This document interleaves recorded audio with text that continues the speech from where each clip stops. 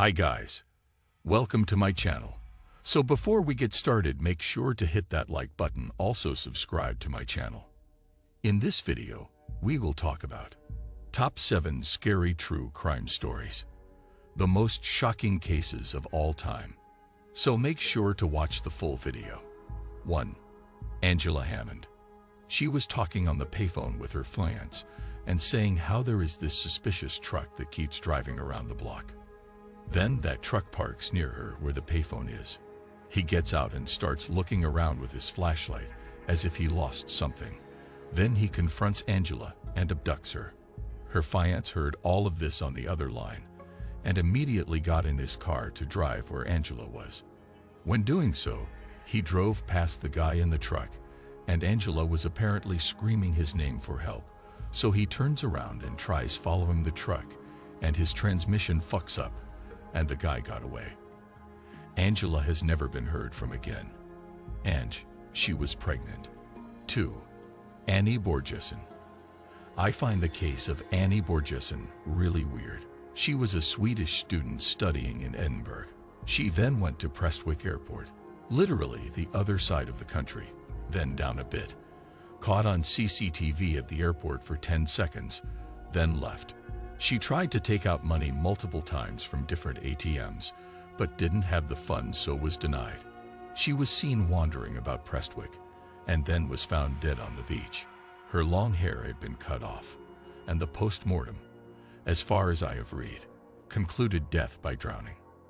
She may have been victim to foul play, or it was suicide. I also found that her parents' emails were allegedly hacked later on. It may be a case of self-inflicted violence / mental health issues, but I find Annie's case just so bizarre and sad. 3. The Hinterkaifeck murders.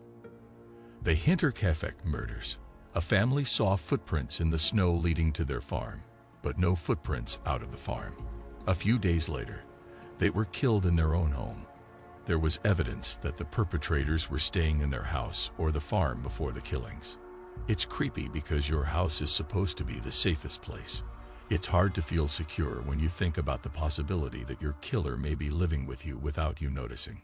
4. Dorothy Scott. I was just reading about Dorothy Scott recently. Her story is the saddest, and the creepiest was the bones of the dead dog the killer left on top of her remains to throw scavenger dogs off of his trail. Also, how her watch was stopped to the exact moment she died. I just can't believe that he called her family so often, and they could never trace the calls. I know it was the times though, but the whole thing is so horrifying. 5. Brandon Swanson.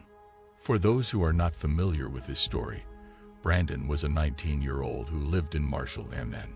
He was returning home from a party recently celebrating his graduation from a community college up in a town north of Marshall called Canby, and was on his way home.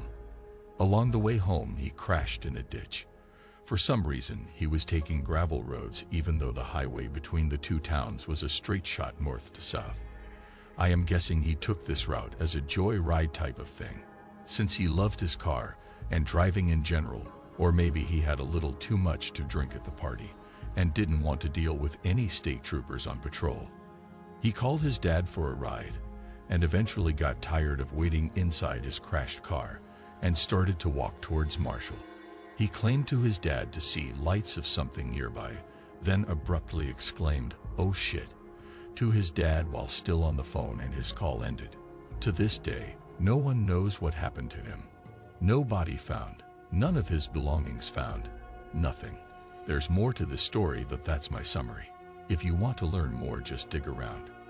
6. The Bennington Triangle disappearances. Beginning in November 1945 through October 1950, 5 people, ages 8 to 74 years old, went missing in the area. One was an experienced hunting guide, and another was a 53-year-old woman described as an experienced camper and hiker who knew the area like the back of her hand.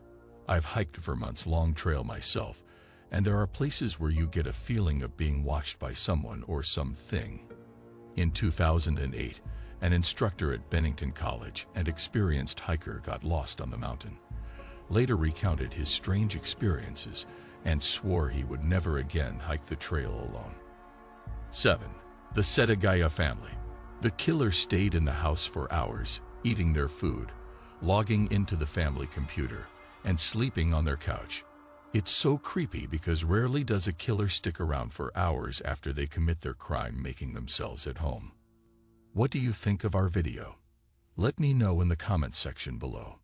If you enjoyed this video, make sure to hit that like button. Also subscribe to our channel before you go. Thank you for watching.